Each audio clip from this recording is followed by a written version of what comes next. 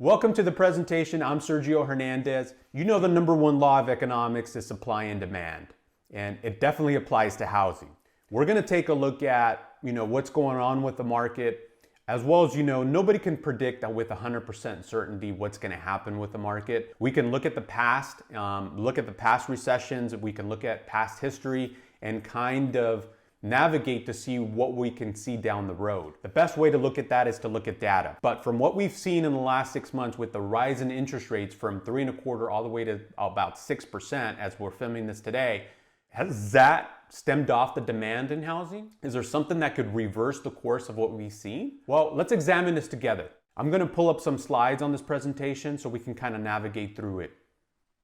So first off, when we take a look at housing, supply versus demand, we want to look at the demand side of this first. So the way we look at the demand in housing is by households being formed.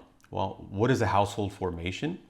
Well, if someone leaves the shelter, mom and dad, and they go out and get their own place, whether it's buying or renting, that's a new household being formed.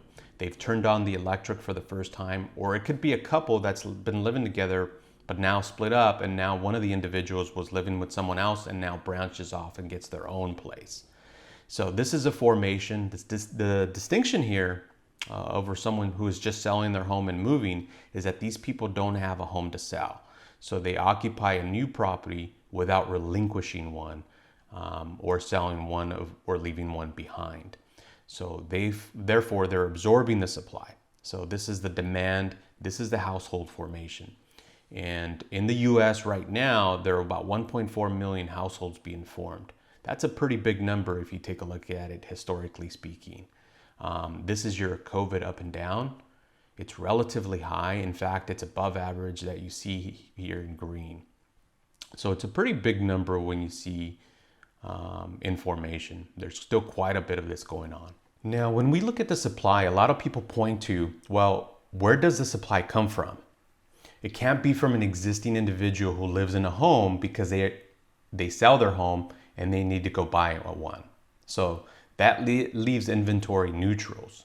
So the supply comes from new construction. So a lot of folks look to housing starts, and that's logical to kind of start there. But if you look at housing starts, which are currently 1.7 million, you have to account for the fact that every year about 100,000 homes get destroyed, retired, or replaced annually.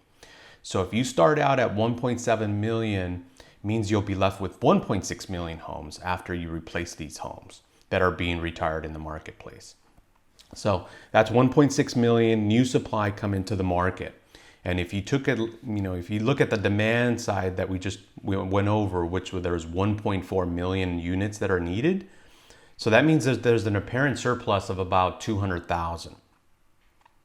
The thing of it is that, when you look at housing starts, as most people do, and the media does, that includes, you putting a shovel in the ground and you can't move into that right away. So we want to look at starts that are completions, because that's when you can actually move into. And there, 1.3 million of those account, after those destroyed, and leaves about 1.2 million, and household formations are about 1.4 million. So guess what? Even though the supply is already very, very low, it's getting worse. 200,000 less homes, than the demand right now, which is very supportive of our pricing. And even if this were to reverse, and even if we were to get 200,000 more homes, well, there's such a hole already where we may be 2 million homes short from equilibrium right now. So it may take a while to eat into that. But for now, we are going into a greater shortage situation. So we're in a deficit of about 200,000 based on what we need and the completion. And we take a look at the existing home inventory, and existing home inventory has been decreasing over the years. Now you see about 1 million homes on the market right now, and many people are saying, you know what, we're seeing a lot more inventory on the market. And you can see it on this chart here on what's going on with the existing homes. Why are more coming on the marketplace? Well, this happens, if you notice on the chart, every single year in the spring. Why? Well, people don't want to put their homes for sale and have to buy a new home and take their kids out of possibly from one school and to a different school. So they always put it in the spring, and you can see that on the chart. Everything, all the inventory always spikes up. That's why they call it the spring home buying season.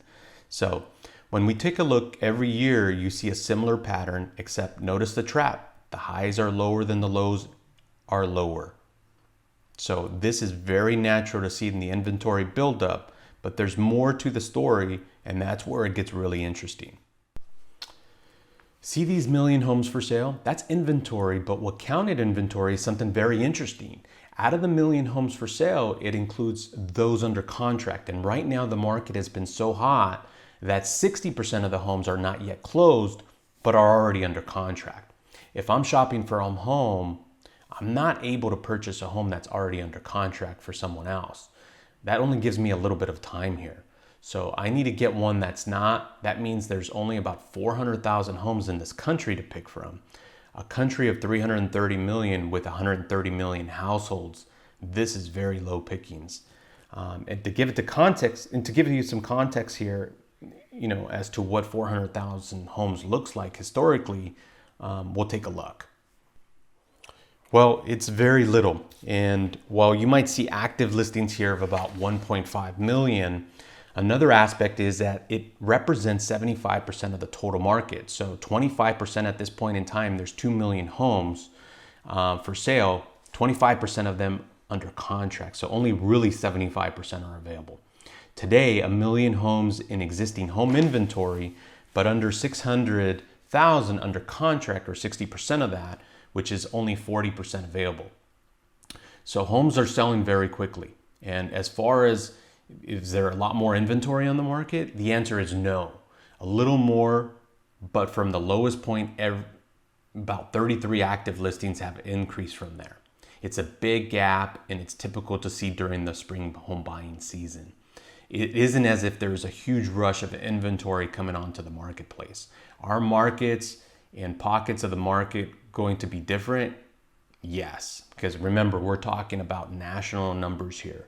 So every real estate market is a little different, but by and large, there's still a lack of supply while demand is definitely waiting because of the higher interest rates and because of higher home prices. We agree, certainly, but there is still enough activity to support these prices. So while the increases of homes might not be there at the levels that they were, we don't want them to be anyways. I don't think it's a healthy market overall to have double-digit increases year over year.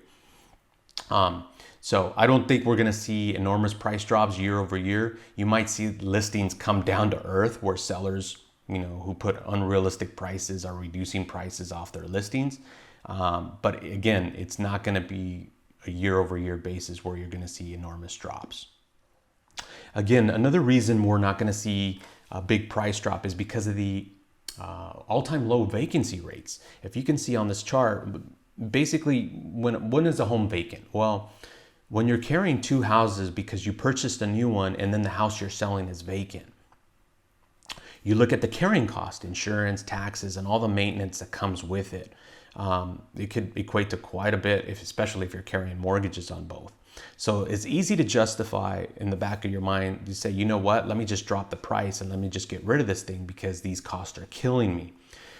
So that's what you had in 2007 when about 3% of the entire housing market, was vacant, as you can see on the chart here. Today, it's an all-time low. It's 0.8%. So there isn't an incentive to say, hey man, I'm carrying two houses. I got to unload this thing and I don't care about the price hit. So you just don't have that type of price drop incentive. So it looks like the overall market should remain pretty healthy.